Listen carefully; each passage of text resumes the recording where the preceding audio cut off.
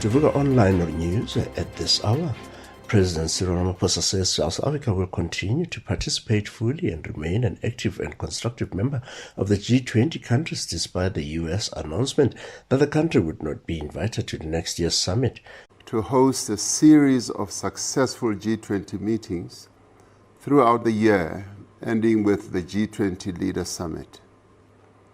When we launched the G20 presidency a year ago, I said that this must be the people's G20.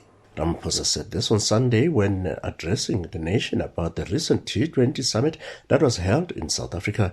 Trump announced on Wednesday evening that via his social media platform that South Africa would not receive an invitation to the G20 2026, which is expected to be held in Miami, Florida.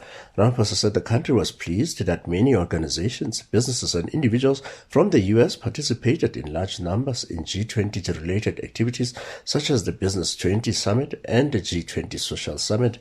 He said that their constructive and enthusiastic participation was valued. Ramaphosa added that South Africa is one of the founding members of the G20 and South Africa and is therefore does not need an invitation. Ramaphosa said South Africa will continue to engage in dialogue with the US government and to do so with respect and with dignity as equal sovereign countries. At least 5 people have been killed in a multiple vehicle crash involving 2 trucks and a bakkie on the N10 in the Eastern Cape. The Provincial Department of Transport confirmed that the deadly collision occurred in a remote stretch of the road between Cookhouse and Gqeberha on Sunday, the 30th of November. Eastern Cape Department of Transport spokesperson Unathi Pinqose said that the emergency services remain on scene late as the situation was still unfolding. The road had to be closed to traffic while recovery teams and investigators combed the scene and the horrific crash. And the Eastern Cape crash happened as Eastern Transport Minister Barbara Creecy officially launched the 365 Days Arrive Alive Road Safety campaign in Kroonstad in the Free State on Sunday. She emphasized that the safer roads depend on every driver, passenger and pedestrian making it responsible choices. Creecy called on all South Africans to take personal responsibility for reducing crashes and fatalities on the country roads as the 2025-26 festive season begins. During the launch, Creecy said the theme for this year's campaign, It Starts With Me, reflects the critical role of individual behavior in preventing loss of life.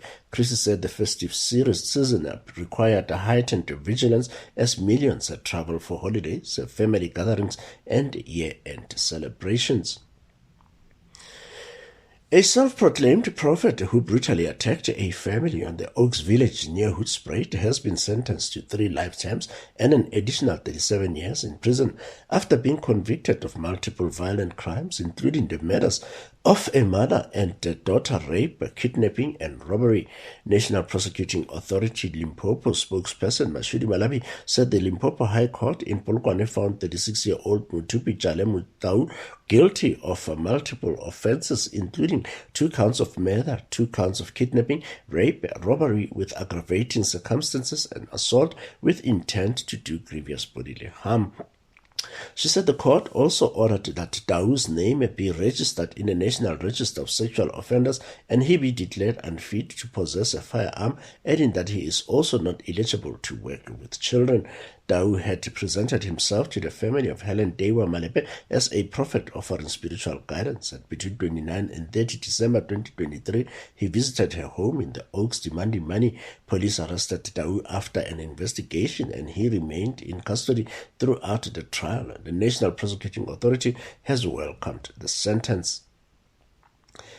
Israeli Prime Minister Benjamin Netanyahu has asked Israel's president to grant him a pardon amid his long-running corruption trial. In a statement released on Sunday, the Prime Minister's office confirmed that Netanyahu had formally submitted the pardon request to the legal department of the president's office. In a statement released on Sunday, the Prime Minister's office confirmed that Netanyahu had formally submitted the pardon request to the legal department of the president's office. The presidency described it as an extraordinary request with significant implications, adding that President Isaac Herzog would responsibly and sincerely consider it. In his brief one-page letter, Netanyahu does not admit a guilt for any wrongdoing. Instead, he acknowledges a broad public and ethical responsibility for the tension surrounding the ongoing proceedings and claims that a pardon would help unify Israel. Netanyahu added that he has to testify 3 times a week, which he believes is a distraction that makes it difficult to lead the country. However, opponents have criticized the request, arguing that it could undermine Israel's democratic institution and set a dangerous precedent by placing Netanyahu above the rule of law. He is the first sitting Israeli prime minister to stand trial, charged with fraud, breach of trust, and accepting bribes in 3 separate cases involving alleged exchanges of political favors with wealthy associates. He has not been convicted of any crime. It comes after U.S. President Donald Trump also urged Israel to pardon Netanyahu. The U.S. leader sent the letter to Herzog, calling the corruption case political and unjustified. In response, though the middle and lower order gave it their all, the Proteas came up just short of their target in the first ODI against India in Ranchi on Sunday, ultimately going down by 17 runs with 4 balls remaining. Bosch fought on bravely towards the end, but it was ultimately too big an ask for the Proteas. All out for 3-3-2. Elias India scored 349 to 8 in their 50 overs, thanks mainly to contribution by veteran batter Virat Kohli, who scored a scintillating 135 of 120 balls.